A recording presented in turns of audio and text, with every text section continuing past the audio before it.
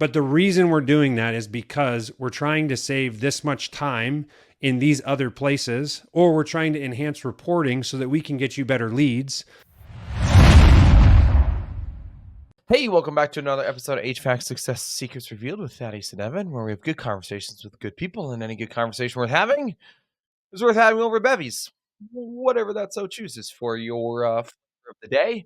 He's got a women HVACR water bottle. I'm drinking water. Chris might be the only one drinking, our guest today. Actually, I don't know if he's, but hey, c'est la vie. I'm probably still drunk from my time in Mexico last week. So, tequila, por favor.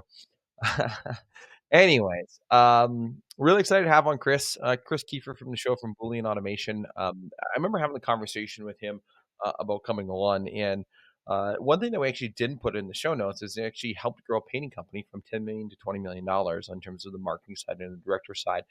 And so, yeah, okay, somebody's like, well, this is an HVAC show and you're bringing on a painter. Well, home services in a sense. Now, there's different nuances, obviously, in terms of wording, but really the customer avatars are kind of the same, really, in time with these things, and the problems that a business faces are along the same lines. And so I'm excited to unpack some of those things. But in case you're wondering who he is, he's an automation. He actually automates a lot of things. We were talking very briefly just before if his team uses a manual email versus using AI to be able to help do it. He gets mad. He's like, what are you doing? Like, yeah, there's AI here for a reason, and being able to leverage some of those things. And so taking those and talking a little about how now he's taken automation using Boolean and review systems to be able to continue to enhance these services in the Google Business Profile rankings for clients, which is super impactful, super cool. Excited to dive into today's convo. Yeah, I mean, anytime that we can talk about automation, saving time, saving money, it's a massive impact. I know we were just in a session with another gentleman where we were learning about AI and building your own bots and things like that, and he was able to save $18,000 a month. That goes straight to your bottom line by implementing more AI and by buying back more of his team's time. It's not about replacing people; it's about replacing mundane tasks that people are doing. And how can you implement that? So always excited for implementation around AI and automations and buying back more efficiency. No, productivity. And exactly. And buying back your time. That's a big thing. I've been a big kick on that for a minute. So this today's episode would not be possible, of course, without our sponsors, and in no particular order: Service World Expo, Chirp, Elite Call In on Purpose Media. Let's go ahead and start with that guy here. And so join us for the most magical contractor experience at the Service World Expo in Orlando, Florida from October 15th to 17th. Actually, I've started to track my flights, by the way, for that to see and find the best deals because I'm cheap like that. So anyways, enjoy keynotes, breakout sessions, 4-hour workshops, social mixers, an exhibit hall with industry-leading products and podcasts, small like ours, will be there. Network with other residential contractors and hear from some amazing keynotes, all designed to help contractors like you elevate your business. Register now and use the promo code SECRETS100 for $100 off. Visit serviceworldexpo.com to register today, and we'll see you there. Love it. And of course, we have Chirp, longtime sponsor of the show. Transform your home service business with Chirp, the ultimate automation toolbox. Capture more leads, connect instantly, and skyrocket your sales. Chirp integrates seamlessly with platforms like ServiceTitan and Housecall Pro, offering automated text, emails, and even ringless voicemails. Boost your Google reviews and customer loyalty. And one of my favorites, especially in the summertime for the HVAC industry, is rehash programs. Because at the end of the day, you're busy, you're running a lot of calls. Follow-up is one of those things that falls by the wayside. And if you can automate that process with something like Chirp, it goes a long way. So schedule your demo today and get an exclusive 25% off your first 3 months. Visit chirp.com/HSSR to book your demo today. Cool. And now once you've got those leads in and you want to use an alternate way to reach out to them, visit Elite Call. And they outbound their databases to fill your dispatch boards with lucrative service and sales appointments. By the way, they integrate directly with Chirp. And they help boost your memberships too. So enter in Elite Call, a US-based call center that does just that. For over 20 years, their dedicated teams don't just make calls. They directly integrate those into whatever CRM you so choose to use, and they fill your dispatch board. So don't let your competition get ahead. Visit EliteCall.net to learn more and connect with your customers first. And we have On Purpose Media. Enhance your online presence with On Purpose Media. Recently voted the sexiest co-founders in the home services space by a unbiased poll, of course. They are your go-to home service marketing company for everything web design, SEO, PPC, and stunning user-friendly websites built to convert visitors into phone calls. Visit onpurposemedia.ca to book your demo today. Chris, how you doing? Amazing. How are you? So good. So much better now that you're here. That's good to know. I love when I can brighten the room. I mean, so many things that you guys were saying in the intro there. I had to jump in and say the AI, like it's just about saving time and it's not about eliminating people. That our mission at Boolean is to free you up to do what you love. And that applies to the business owner. You know, we all have hobbies and families and things that we want to spend time doing. But also for your employees. And I love what you said about eliminating the mundane, boring tasks. Those are like, I can't remember where I heard this recently, but I've been saying it often is, did you guys know that you actually get a free brain with every employee that you hire? They actually come with a brain and you can apply that brain to a meaningful, interesting, cool problem or challenge and have them solve that for you, as opposed to giving them something that literally is, in my opinion, dehumanizing. And like, if you have a person in your office that's copying and pasting data or doing the same thing over and over 25, 40, 50 times a day, it's, 2024 and AI can probably do that for you. You need to unleash your people to spend time and energy working on things that are actually valuable to the business and literally automate everything else. So that's I'm so passionate about that piece of it. And when people say like, I would say a lot of people get very worried about their jobs, like, oh, it's going to take our jobs. And it's like, I mean, it might take away a lot of the tasks that you're currently doing, but your job, like, we still want to employ you. We're just going to evolve into new things that you probably didn't have time to do before.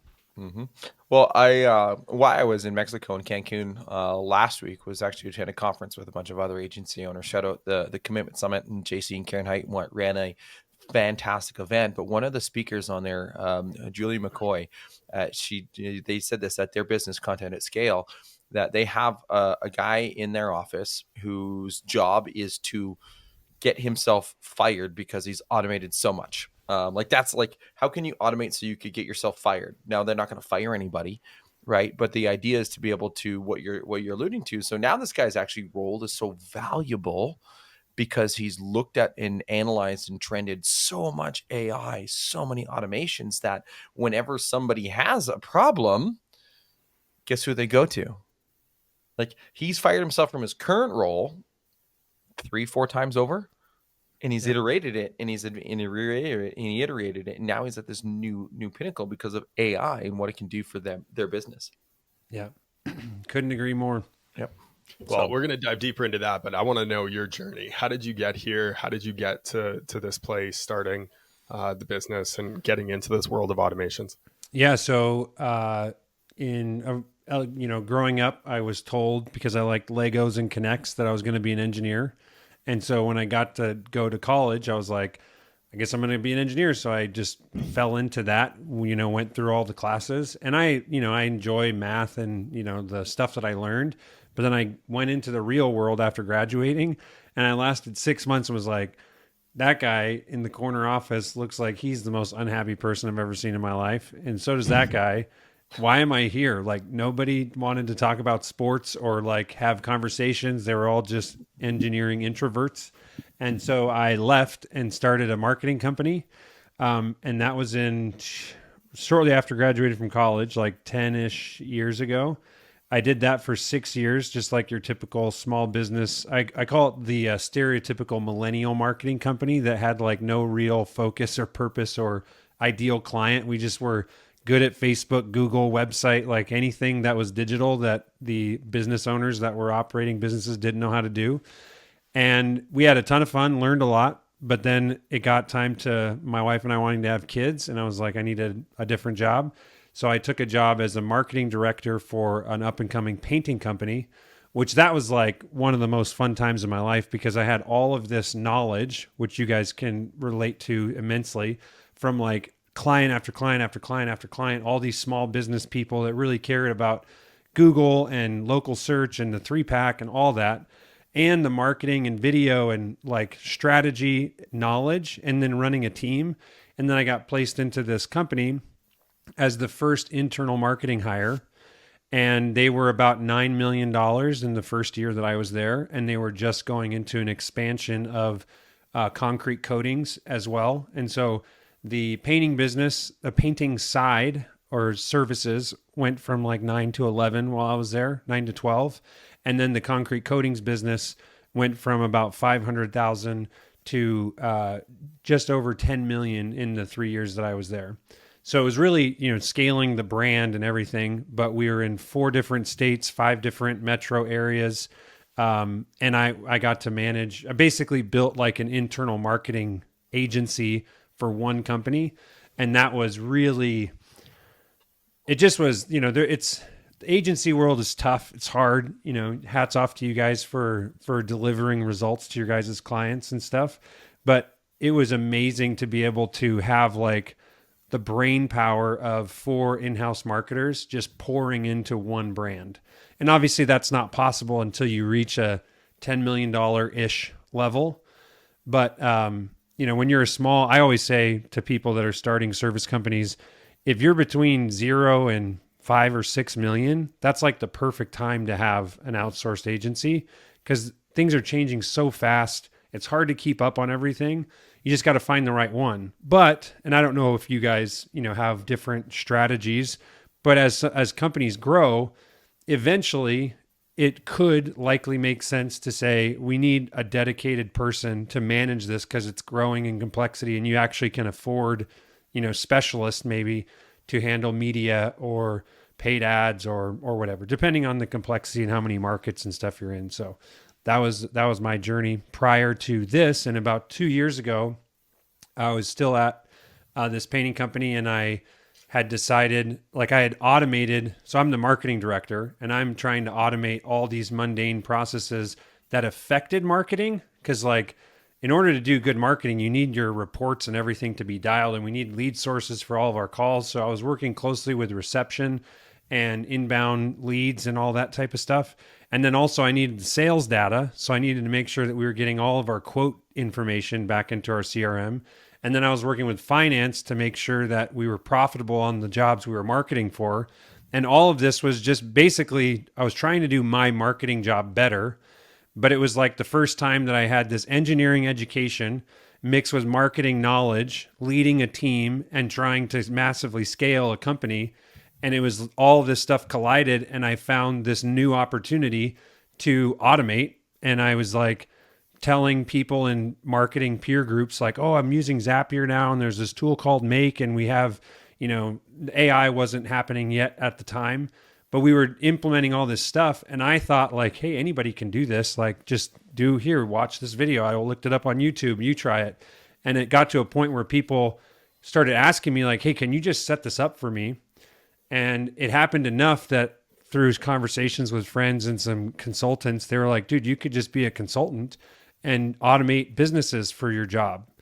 And I was like, that sounds too good to be true. Like, I probably should stick this marketing thing out, because I loved the company that I was at.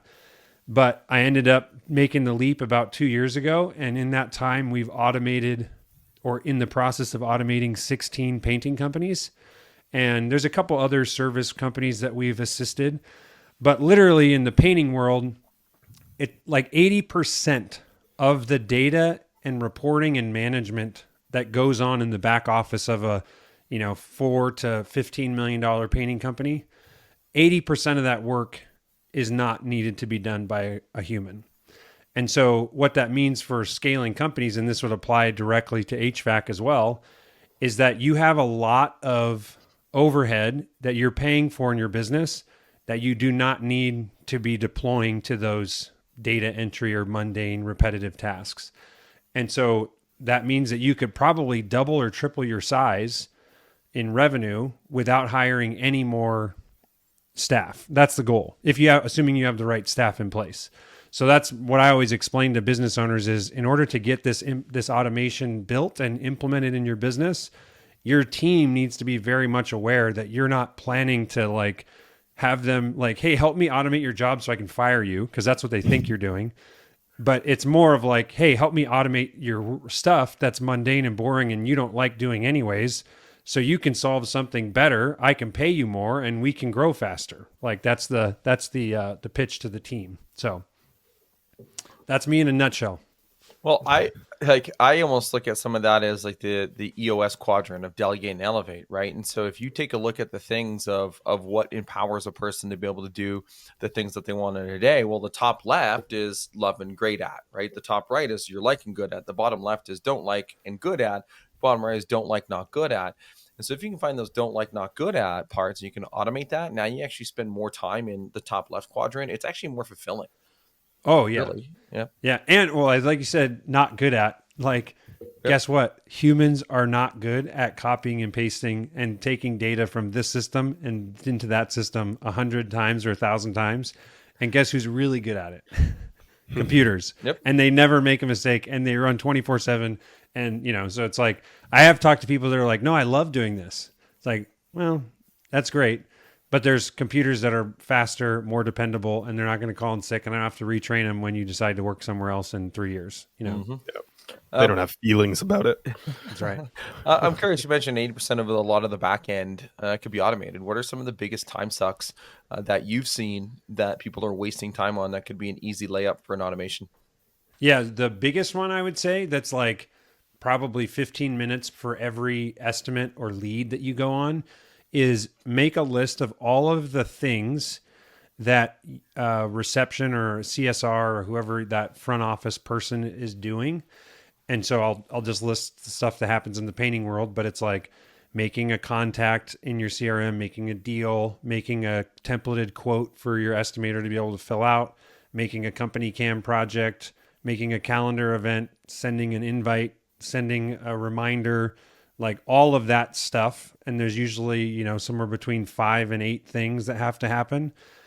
All and to me, it's like now it just is like, I actually about 6 months ago, I stopped talking about this because I just was so used to like, of course, this is all automated. And then my sales guy was telling me that he's just meeting with client after client after client that are still doing all this stuff manually. So like there are many companies out there that are still doing this. And this is like, this was automatable before AI. Like we were doing this 5 years ago. And now AI is just enhancing what you can do and how fast you can deploy some of these automations, and personalizing like your messaging and stuff to the particular client or service type or whatever.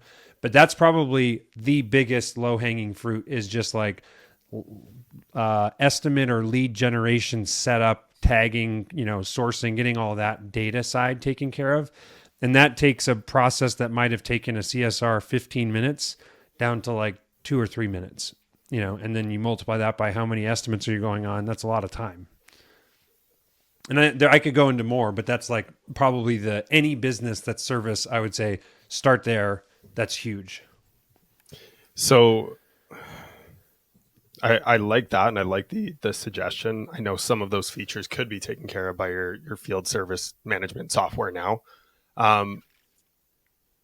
If we were to look at it instead of making direct suggestions, because every business is at a different place when it comes from automations, how would you coach someone or start to identify what could be automated in the business? Yeah, that's a great question. So we call it a data blueprint. This is like our coined term now for when we're walking through a discovery process with somebody. And basically it's just take a random client that happened to come through the business last week. And I say that because a lot of times when people start talking about automation, they immediately start throwing out all the edge cases and scenarios on why this isn't going to work for everybody. Mm-hmm. And I want to clarify that this doesn't have to work for every deal or every person in your business. It needs to work for 80% of them. And that's going to be a massive win. So the classic Pareto's law, the 80-20 principle, 20% of your 20% of your clients are going to be 80% of your revenue, right? And in the same way, like 20% of your problems are 80% of your time is where you're spending it. And so most of those problems, if you can just solve a good chunk of it or the most repeatable piece, it's going to actually have a massive impact on how much time, even though you didn't account for the 1 or 2 random deals that come in every week that just require some more love and care. But the first process is go through like what happens in this deal, and just this is like, it can take a while. Like when I say a while, let's say 4 hours or so. But we did this first when I was at my previous company, and we called it soup to nuts, which, by the way, I don't know if you've heard that term before, but like, oh, we're going to look at it soup to nuts. Fun fact, I was like, why in the hell are we calling this soup to nuts? Like, where does this come from? Do you guys know? No, I I've don't said know it the before. origin. Yeah. So this was AI told me, so I know that's true because it never lies. Apparently, like really fancy meals start with, like, if it's a 7-course or 8-course meal, you start with soup, and then you have like your salad and entree and all these things, and then you have your dessert, and then after dessert you have like an after dinner nut, like like mixed nuts or something like that, I guess. So the full gamut, soup to nuts, like start with the phone ringing and end with we got our money, and everything in between. And literally what we did was, and we've now abbreviated this slightly, but I'm just saying this doesn't have to be sophisticated. It's literally like hop on to Zoom and have your receptionist share their screen and say, okay, I'm going to pretend to be a customer and I'm going to call in and, do what you do and say everything that you would normally, and you just watch. And I would say it's key if you can. It's even better if you can have your receptionist, say like somebody from sales, maybe a finance person, a marketing person, just all observing the call. So you watch a process and you take notes, and everyone's just kind of like, interesting. I didn't know that Sally, writes the email in 4 different places. That's weird. And then, there might be something where the finance guy's like, hey, we always have to call customers like 6 times because they never answer our calls after the thing's over to get their correct billing email address. Could you just ask on the call, like, hey, is this a good billing? And they say, yeah, that's fine. So it's like those types of conversations happen when you get everybody in the same room. And so you do that for reception, and that, again, that's like a 10-minute process of watching. And then maybe you have a 15-minute conversation. And then you say, okay, the estimate's been scheduled. Hey, estimator that's on this call, what do you do? And they're like, oh, I, go to my calendar. And you're just literally saying, like, show me what happens. And he's like, oh, it's really annoying. I always have to go in and, make the company cam project, and the name never matches up and the email's wrong sometimes. And you're just looking for opportunities. And then and again, this was like the rudimentary way. When you work with like an automation specialist or a consultant like us now, we already can tell a painting company, for example, look, I bet you've got these 50 problems. And they're like, yep, not really. Yep. Okay, cool. And so we can short circuit it. But if you're doing this from scratch, it's just like, look for these places where there's bottlenecks or pain points. And then just decide, like we would make quarterly projects and be like, okay, this quarter, we're going to try and knock out like this big pain point for sales, and automatically update the CRM with all their quote information or whatever the thing is. Or now we're going to tackle invoicing. How do we make that a much faster process? So that's like any business can do that. You can do it if you're $1 million, you can do it if you're 10 million, and then just be mindful of who you're having on that call to watch. And then you take like we probably had an 8-page Google Doc when we were done with this 4-hour thing. And then it was like now another discussion with the owners of the business on, okay, we're going to decide what's most important, because Sally thinks this is really critical, but actually if we solve this thing first, that could impact our GP by whatever. So that's the process that I always recommend. Well, and that I love process, reverse engineering. No, go ahead, bud. No, you go for it. I was just going to say, I love it because it's reverse engineering the process.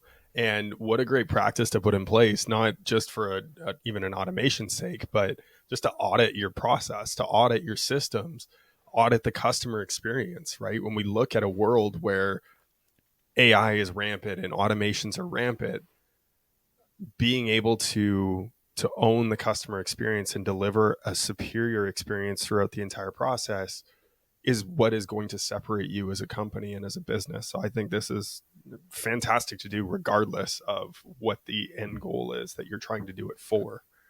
Well, it's creating an efficiency, right? That's the thing. And we talk a lot about efficiencies and how inefficient most companies are. Well, this allows you to be able to create efficiencies. I mean, copy and paste an email 4 places, but do it once. Yeah. Yeah. And it's interesting because I think one of the things that I've noticed is I have an ego around how much I love automating stuff. But I still, if someone watched me work, there are probably, I would guarantee, things that I'm doing that an outsider would be like, wait, why did you do that? Or why don't you use like a different Chrome profile? So, like whatever, there's all these weird things that I'm aware of, but I'm just so used to doing the stuff the way I'm used to doing it. And it's not until someone's like, hey, why do you do that? And they're like, I don't know. They've just told me to do this on the first day of my job. And then we have all the minds at the table. And it's like, sales, do you need that information? No. Finance, do you need it? Well, we used to, but that we stopped doing that like 3 years ago. And it's like, oh, Sally, you actually don't need to ask that information anymore because nobody uses it in the business. And there's things like that that just persist. It reminds me of the analogy of like, or the study that someone did with monkeys in the cage with like the pole, or you guys know what I'm talking about? Mm-mm. So and this is like, we are all monkeys, right? At a certain level, they took a group of monkeys and they had bananas at the top of this pole. And then anytime the monkeys would climb up the pole, they would shoot it with a fire hose. And then they get takedown. And like time would go by, monkeys climb the pole and the fire hose, everyone gets shot with water. So what didn't take long before the monkeys, if a monkey tried to go up the pole, all the other monkeys started pulling the monkey down to avoid getting drenched in water because they learned, hey, when you climb the pole, you get shot with water. And then they started taking out all of the monkeys that had actually witnessed water getting shot for climbing the pole. And then it got to a point where they were replaced. So now there's all new monkeys. None of them had ever seen water get shot at for climbing the pole. And the monkey still tries to climb the pole and everyone pulls him down. And it's like, why are we doing that? And nobody knows why. They're just like, I don't know, everyone else did it and they told me to do it. And so anyways, totally random anecdote, but that's literally what happens in the business is you have processes and no one knows why you do it the way that you do it. And it's not until someone says, what if we did it different? Because they have no idea what sales is supposed to do.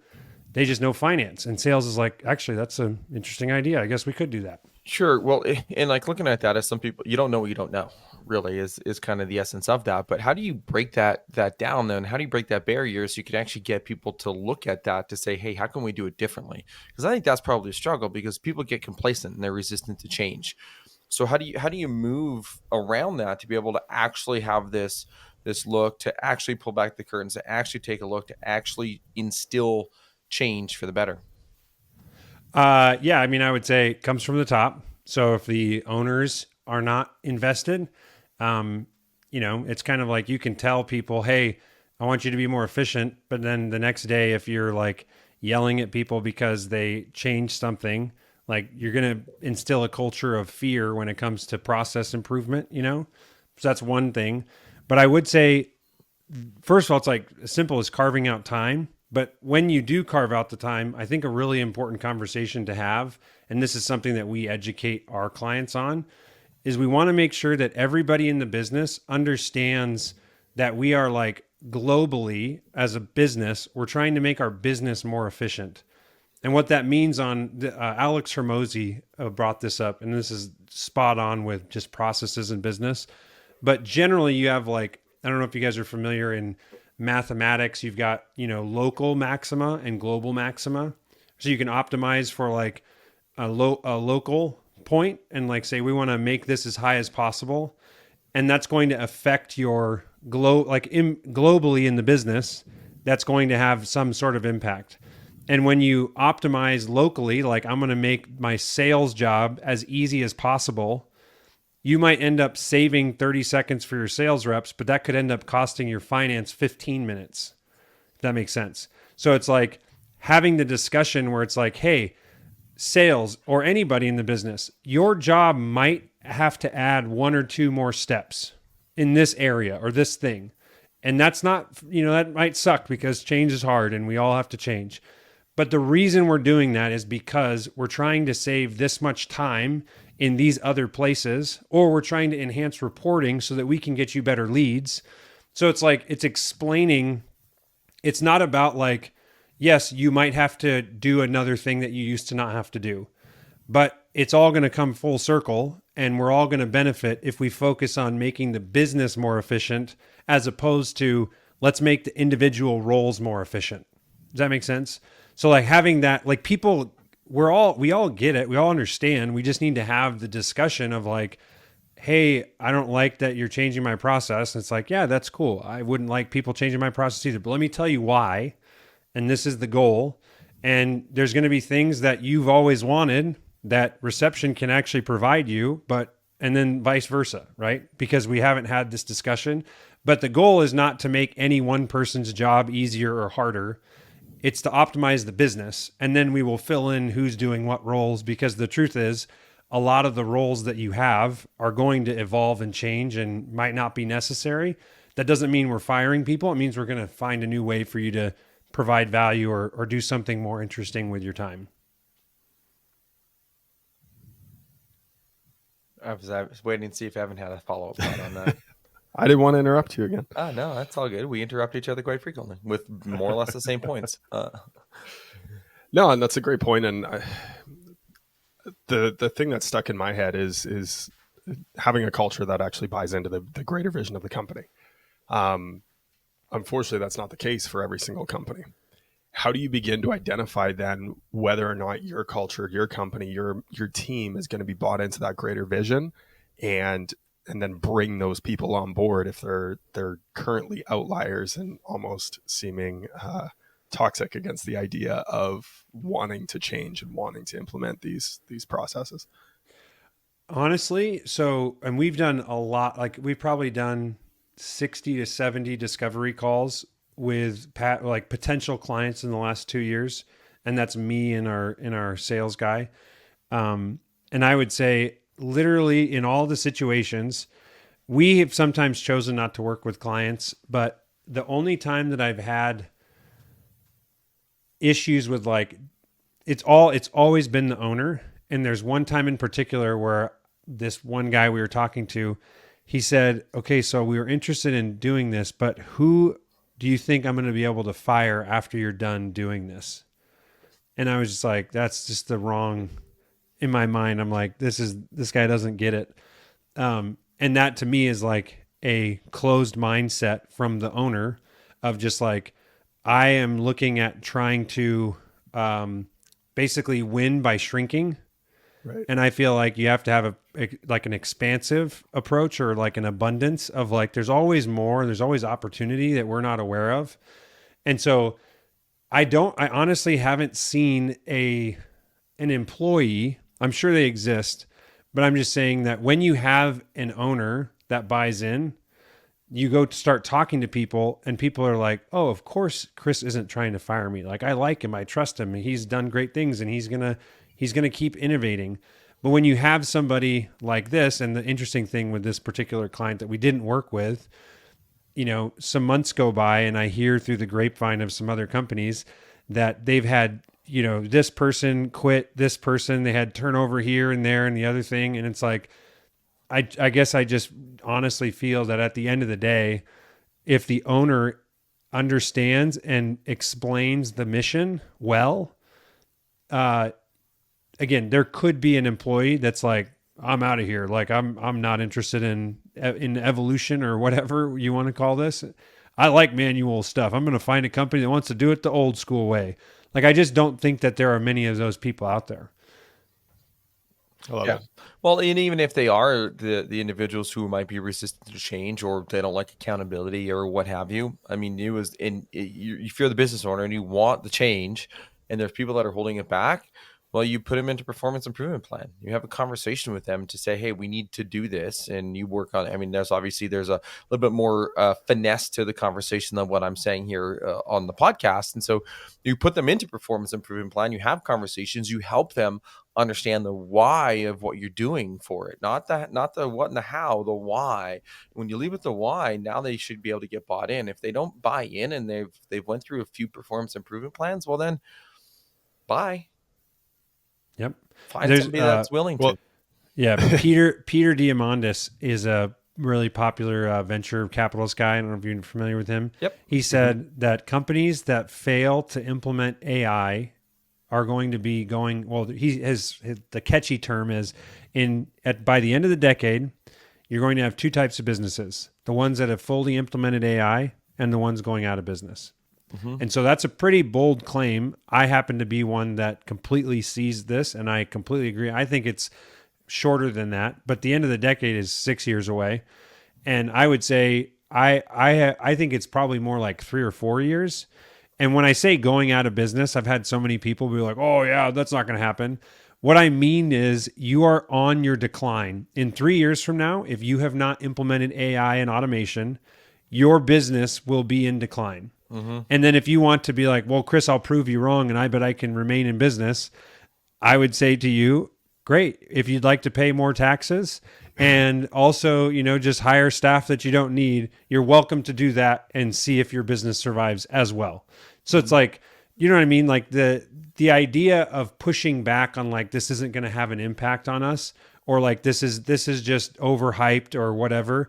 Like every single person that I'm talking to, and when you start diving in, like I have a podcast and I'm looking on LinkedIn to find people that are AI experts, and I'm just interviewing them. I'm just like, educate me. What's going on in the space? What's happening out there? And I'm just trying to stay on the edge of what's possible.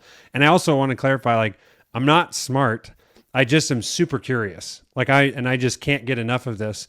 And my belief is that if I can stay just on this wave, if I can just stay close to the wave, just somewhat close, there's millions, billions of people that are completely ignoring or not paying attention or don't interact with a GPT on a regular basis or a large language model. Like they're just la, la, la, la, not listening. Those people are going to be in for a rude awakening. And anyone that's like trying to stay educated and evolve and learn is going to be in a far, far better place than the people that are just hoping this doesn't impact them. It just doesn't make sense to me. Yeah. Well, and even going back to the having difficult conversations with employees, my girlfriend had sent me a screenshot of her GPT yesterday, and it was, "How do I say get a grip on life in a nice way? Please give me 3 options." And how do I say that's not realistic in a nicer way and give me 3 options? So even if you suck at having hard conversations, you can use GPT just for that. It's funny. My wife was resistant to it for a while too. And the other day I was sitting up in her office and I was watching, like, "What are you doing?" She's like, "I'm using ChatGPT." I'm like, "Well, you know that you can like create an account and train it?" She's like, "Oh no, I don't think I need to do that. But hey, at least I'm using it. Look at me go." And so like more people are just starting to get involved with ChatGPT and AI and automations. It's not going anywhere. I for one thought, I'll raise my hand and say guilty. I thought ChatGPT was a fad and it was going to die out in 6 months. Well, here we are almost 2 years later. Yeah.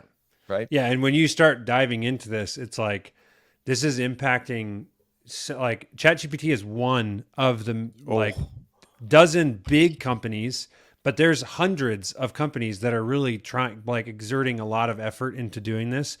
And I mean, yeah, it's mind boggling what is like when you start diving into what these are and how they work, these things, these AI, whatever they are.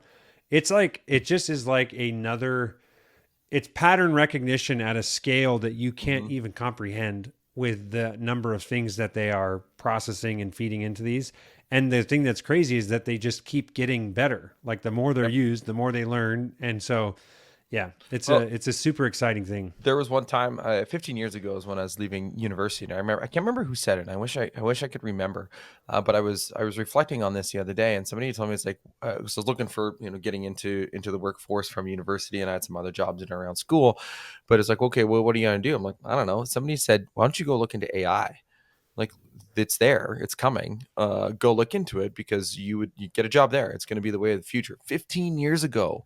Somebody had said that to me. And I mean, I kind of wish I listened, but my thing is I like independence. That's my fourth core value for myself from a values card exercise that we did. So I'm like, yeah, fuck you. I'll do what I want when I want. So your dad also told you to go into the trades when you were in high school. So yeah, he said that too. So yeah, I probably would have picked the wrong trade, but Anything you want Thaddeus not to do, just tell him to do that. Right? Yeah, That's the exactly. key. Yeah. There we go. Let's jump into the random question generator. The random question generator is one of my favorite parts of the show. Evan usually has a little read about who sponsors it. Well, just know that On Purpose Media. And if you need a second opinion on your marketing, well, blow him up because he's the one who handles it. So there you go, onpurposemedia.ca/second-opinion. It's no strings, no obligation. We're going to give you a second opinion on your marketing, whether it's on pace or off pace, and give you some actionable steps to do from that. But Chris, the random question generator, nothing to do with the show. There's actually I have 1, 2, 5 questions you actually get to try. Well, actually, you don't get to try. You get to choose between 1 or 5. You don't get to know what the question is. You just get to say if you want me to read out question 1, 2, 3, 4, or 5. And I actually have not read these ones in advance, so I'm just going to actually go with the number that you choose. Okay. I'm going with 4. 4. 1, 2, 3, 4. If you were a professional wrestler, what would your stage name be? Oh, man, that I was going to say my classic, like back when I was playing NBA 2K was K-Dog, but dog was DAWG. So I think I'd go with K-Dog.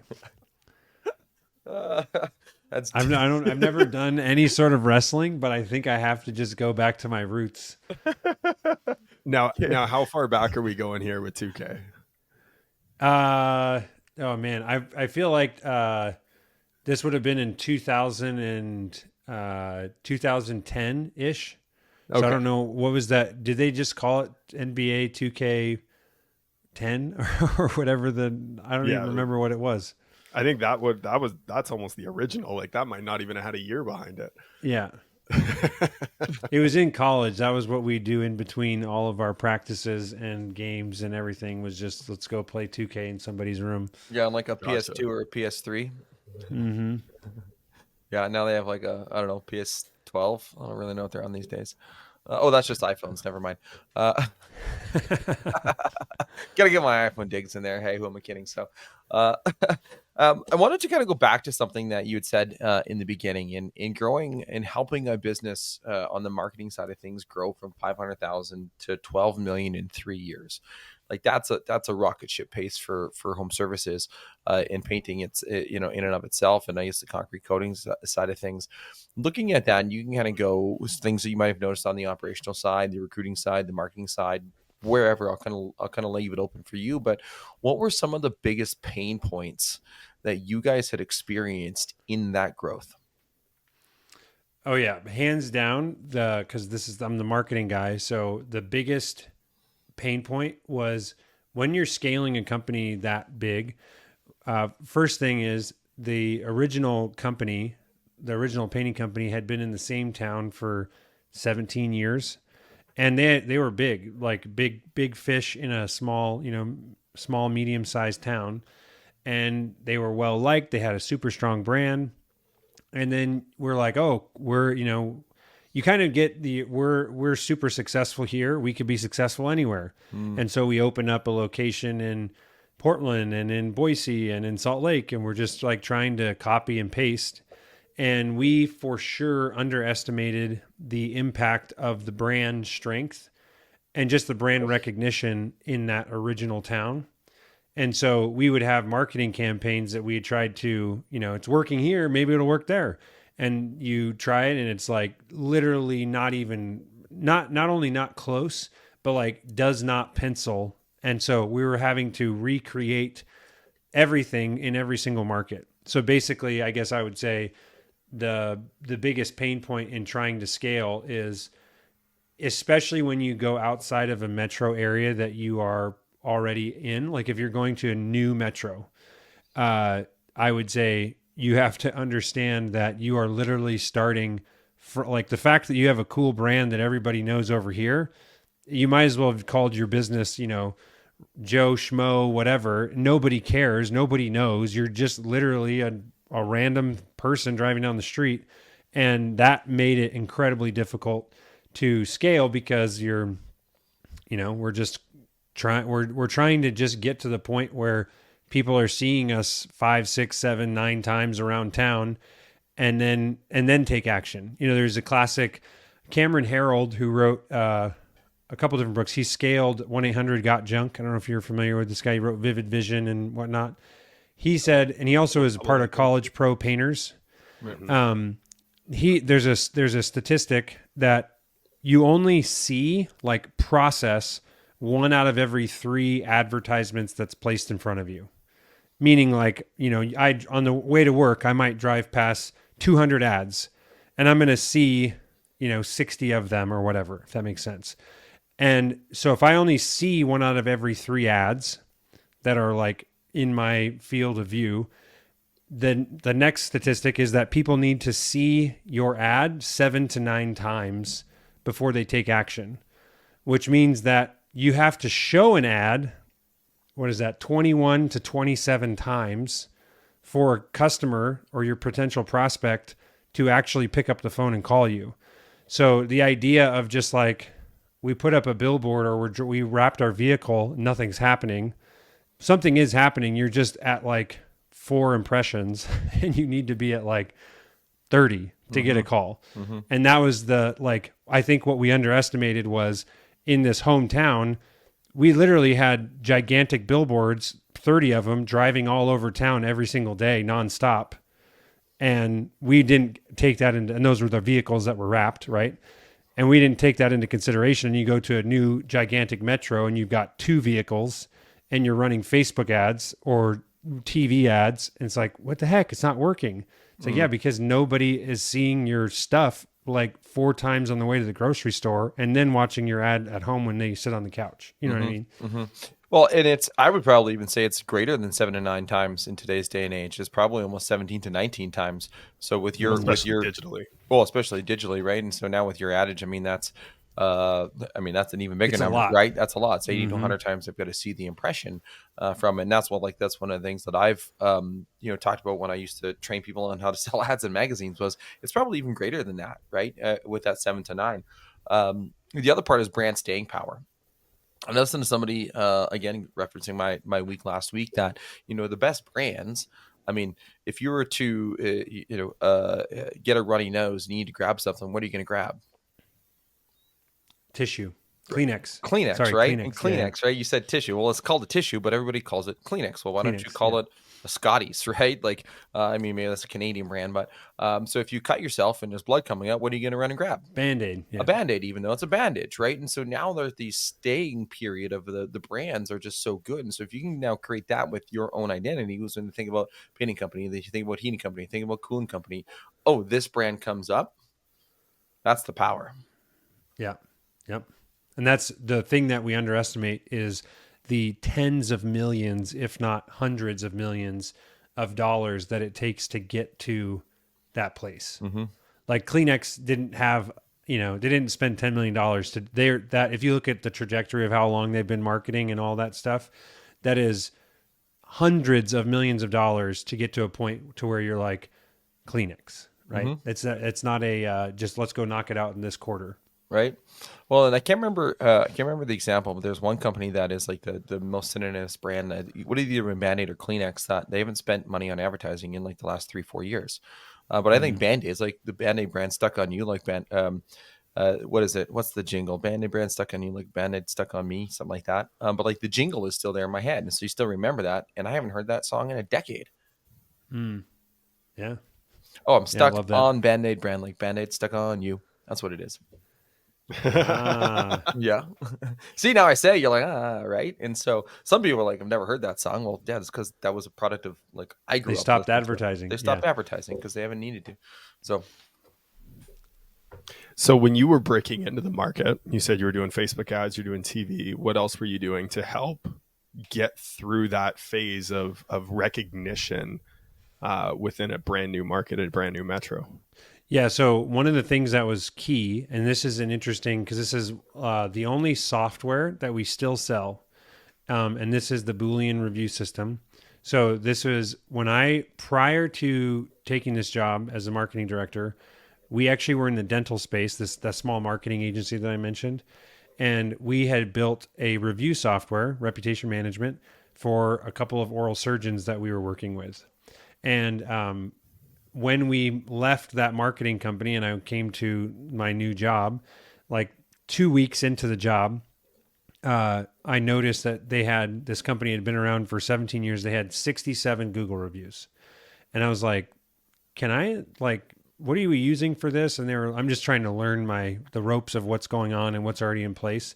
And I don't remember the name of the tool at the time, but I was like, can I plug in my own software? And they were like, you have a software? And I was like, oh yeah, it's this thing. We tried it out in the dental space because of all the politics and the practice management systems. And you couldn't buy access to an API with Crest or Oral-B or these mega dental. Henry Schein was a huge one that owned. Yeah. So we weren't able to automate in the dental space. And stupid me at the time, instead of being like, I should just try a different industry like home service that doesn't have HIPAA laws and these crazy mega companies that control everything. I just was like, well, I guess I'm going to take a marketing director job. So ironically, in this whole thing, the way it played out was that in the first year and a half of my job as a marketing director, using this Boolean system and customizing it specifically for home, or like for the painting industry or home service, we went from 67 Google reviews to over 600 in about 18 to 20 months. And then over the next, year and a half that I was there, they then ended up surpassing 900. And then now I think they're over 1,000. But we became the highest rated painter in the country based on Google quality and quantity of reviews. So there was not a single painting company in the country that had more Google reviews. And we were just an average run-of-the-mill company at the time. And so we then were, applying this Boolean system to all of our other markets. And for a while, it wasn't even something that you could buy because we weren't selling it.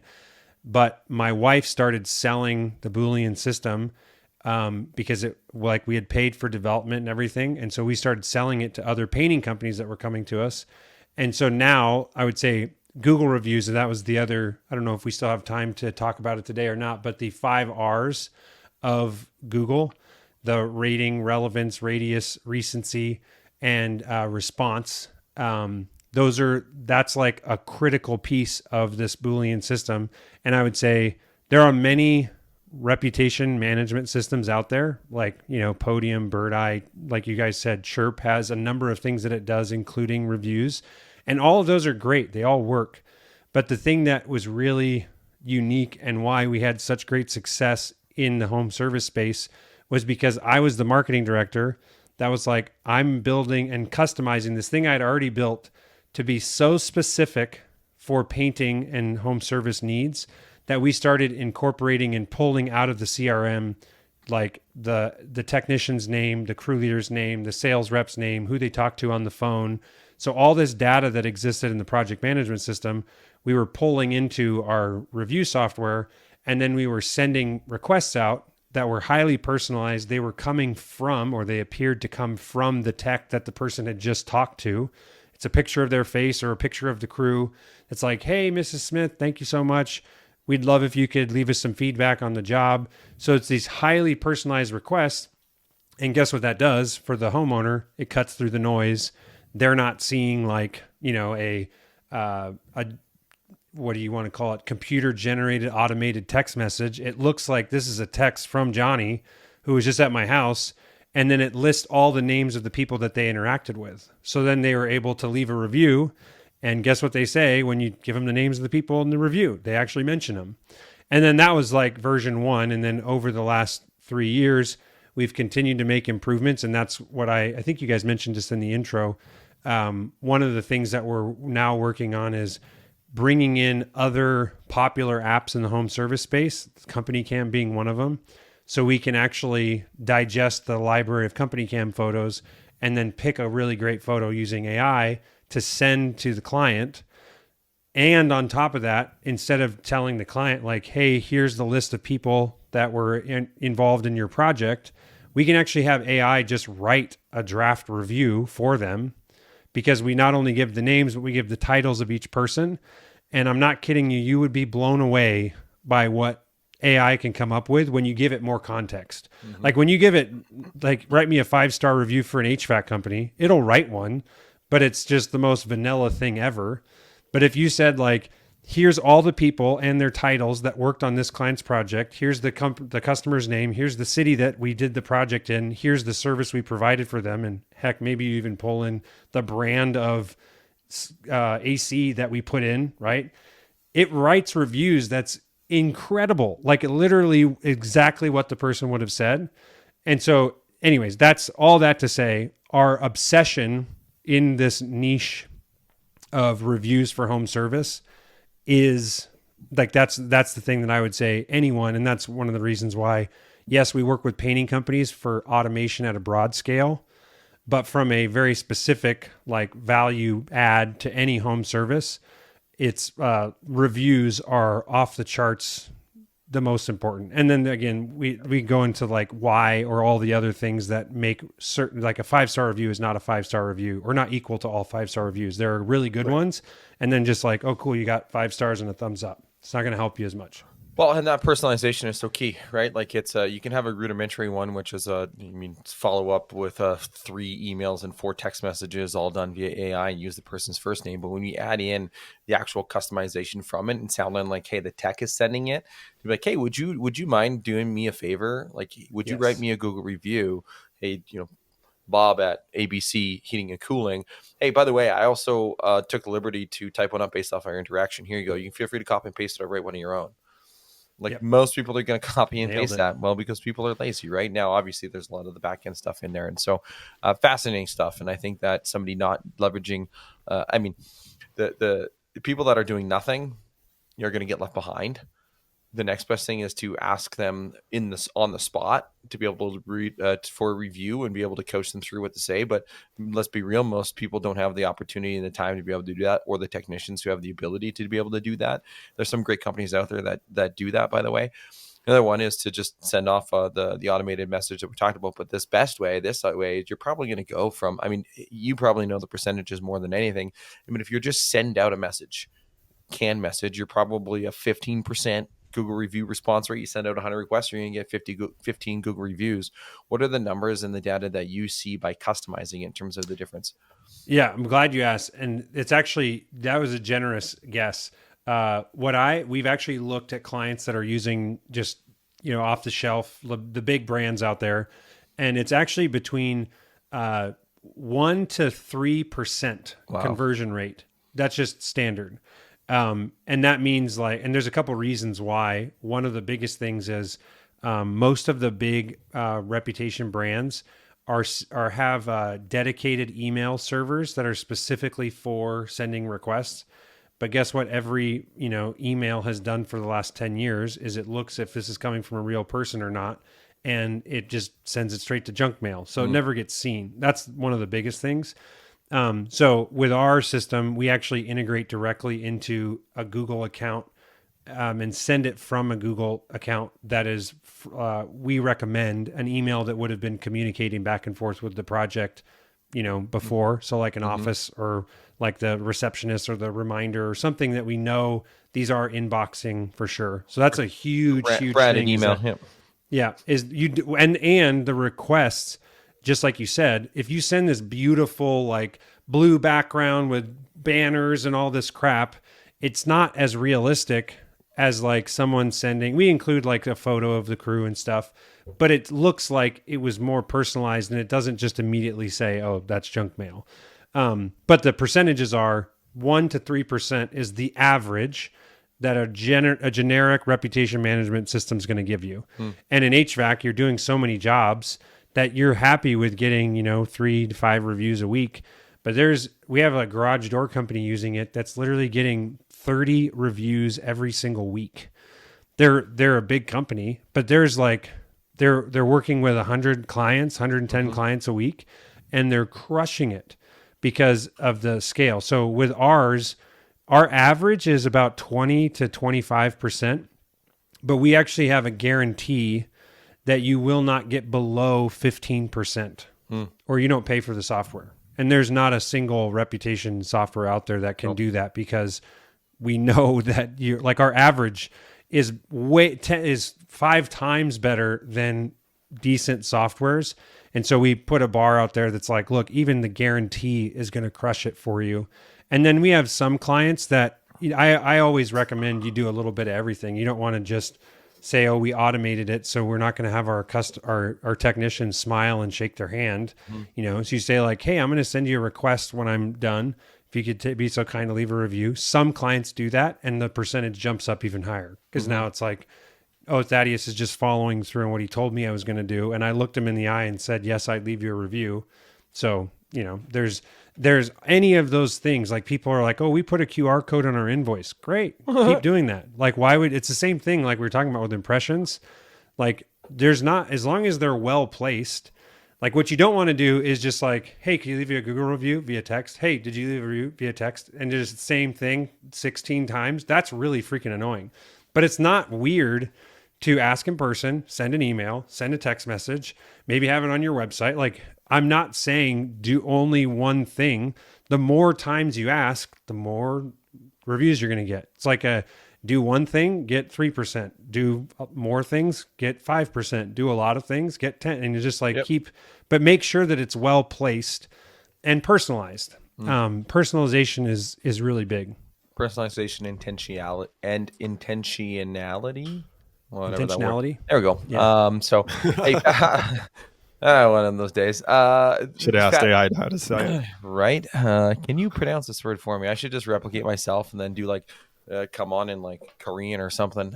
Saw a couple of those videos last week and this week. So anyways, thank you, Chris, for taking the time to come on here today. Of course, if you want to find a little bit more information on what they do, I'm glad that you did that long pitch, the elevator pitch on that, because I was going to ask you more questions about that when we got to this point. But helloboolean.com is their URL. Of course, you want to check them out on YouTube, youtube.com/@Boolean Automation is the other part. The Hello Boolean, I think, kicks off into all your different places as well. So great website too, by the way, from when I looked at it before. And what I would tell everybody is like my whole ethos, if anyone is familiar with Gary Vee back in the day, like the 2010s Gary Vee, I haven't followed him recently, but something that stuck out to me back then was just our whole philosophy is just provide value. Mm-hmm. So I tell everybody, like the reputation management system, if you want to just pay and put it on autopilot, you could use Boolean.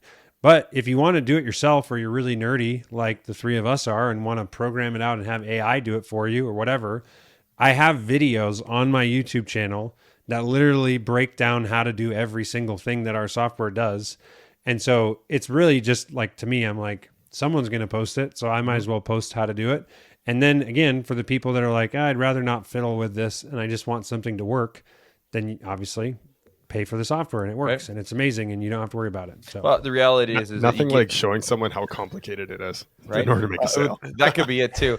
Like, hey, there's 14 hours worth of videos to do it yourself. I actually don't know how long the videos are, but the thing is, you could give away all the information. Reality is 95% of people won't do shit with it. The other 5% would have found out a way anyway, so they might as well found it out from you. So, and that's the other Gary Vee quote that I love is, ideas are shit, execution is the game. Mm-hmm. So you can give someone all the knowledge in the world on how to scale an HVAC company or how to market an HVAC company, but the execution of that idea is where the money is. Bingo. So as we do wrap up, Chris, we got one final question here for you, though. What is one question that you wish people would ask you more, but don't? Oh, you guys aren't going to give me any of these before to think about? Nah. One question. Well, you said you watched the show, so I figured you had this one in the bag. Yeah. Honestly, I didn't watch. Some of the most dedicated followers don't last 30 seconds know the question. So yeah. So I would say the most. I'll give like my favorite interview question.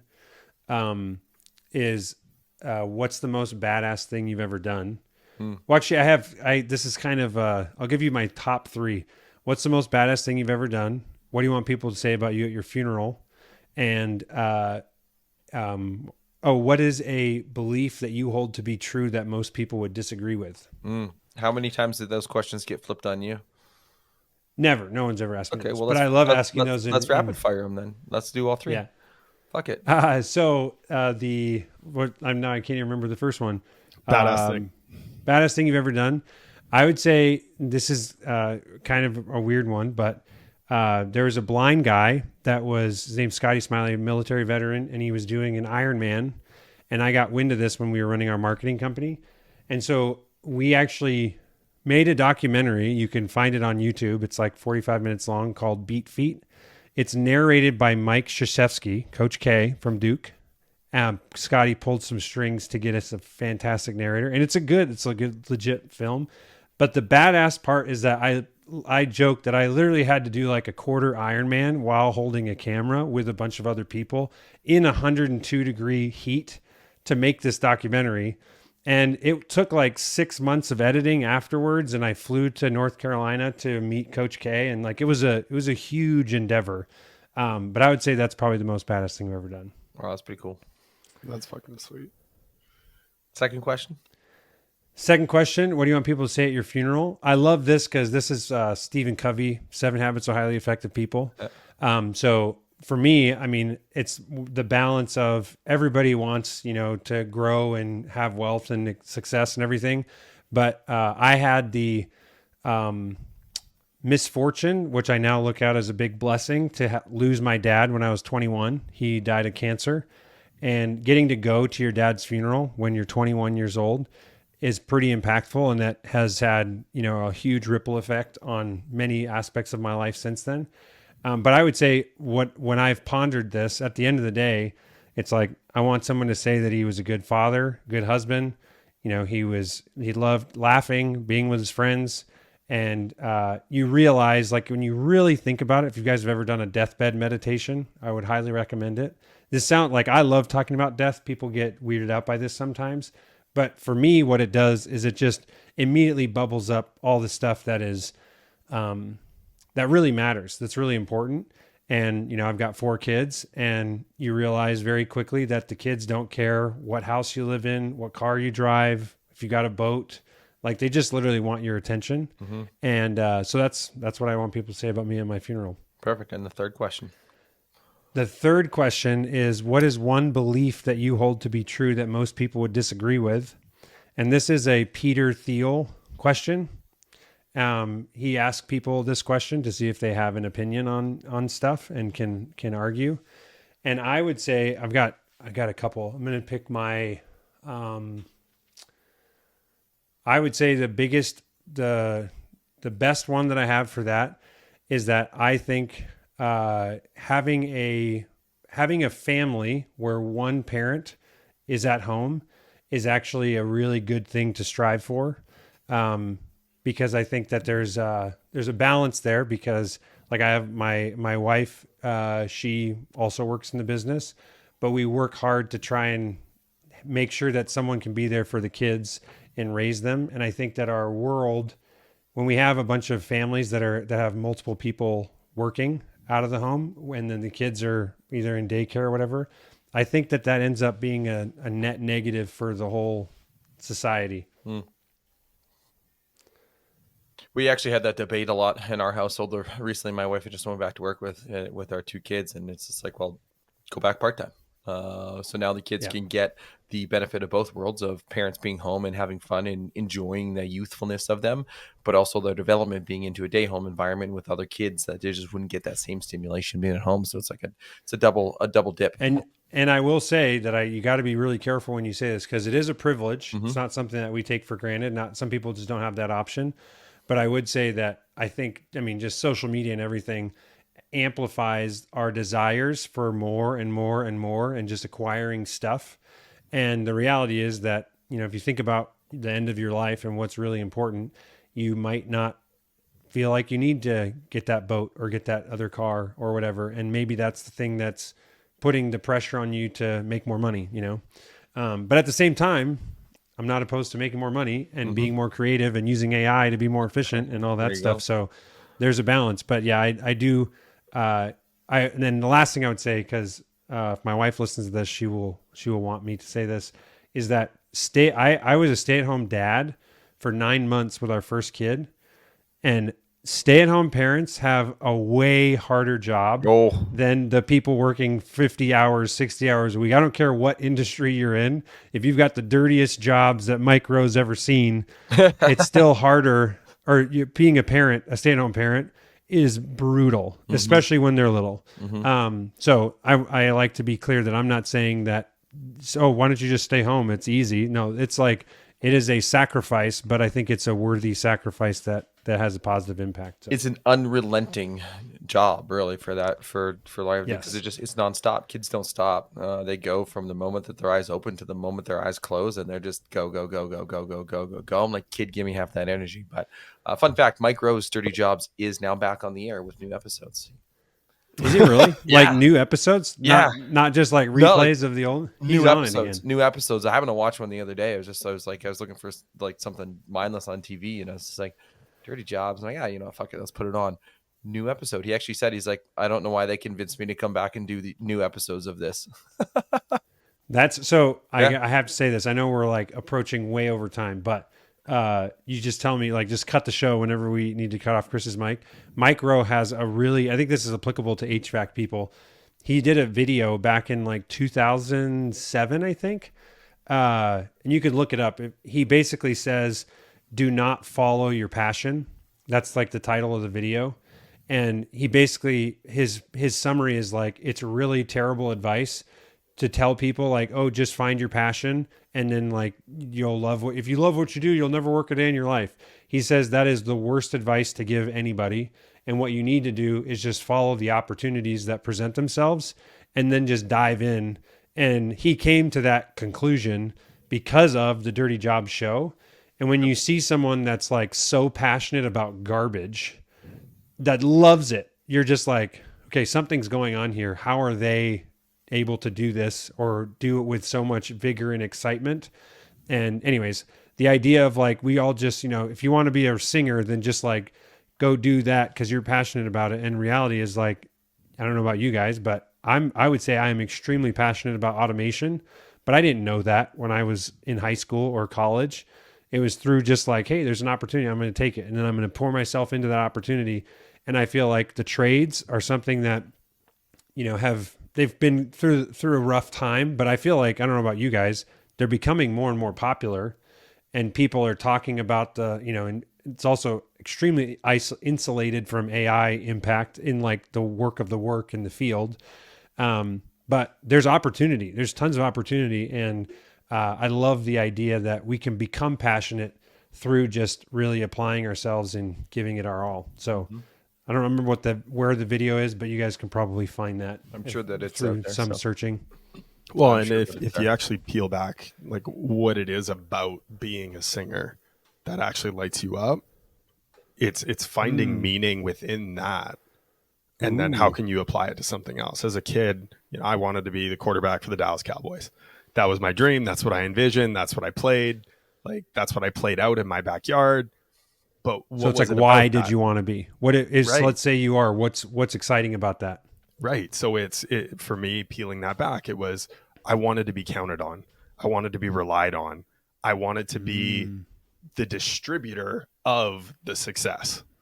It wasn't it was on me. It was it was because of me that we achieved, but I couldn't do it without everyone else here. And it was putting all of that on them. I needed to give the ball to someone else so that they could succeed.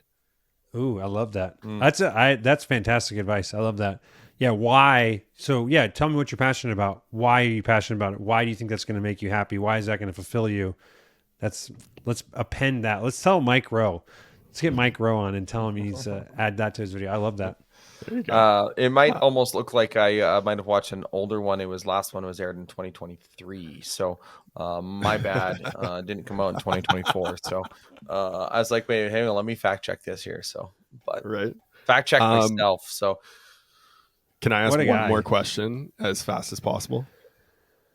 Do it. All right. Your second answer. Talking about your dad. How has his death impacted your view on fatherhood? Man, I didn't know you guys were such a deep show. You didn't talk about all this stuff with Susan. No, I love talking about this stuff. I would say, so my dad was a PE teacher, and he had, by most measurements, the most boring career. And I remember thinking this when I was in middle school and high school, and all my friends' dads were, the president of this or had their own business, and they were at these sales conferences all the time. And my dad literally student taught at Banks Elementary. And then he got a teaching job right after student teaching at Banks Elementary and stayed at Banks Elementary for 34 years as the elementary K through 6 PE teacher. That was his job. for 30, 40 years. And I'm like, man, I haven't even stayed in the same job for more than like 6 years at this point is the longest that I've made it. And millennials are more likely to switch anyways. But that was his career. At the time I was like legitimately embarrassed to tell I don't know, it's just like, middle school and high school energy. Chris is awkward and doesn't want to talk about my dad being a PE teacher. But looking back, like I had the most fun upbringing ever because I got to go I jumped around to different schools when I was like between first grade and sixth grade.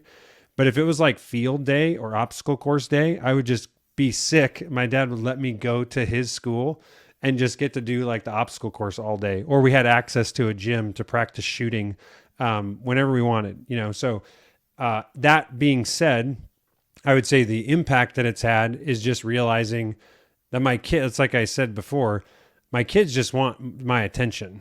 It's easy to be like, oh, I'll buy you something or here's a toy, go play with it.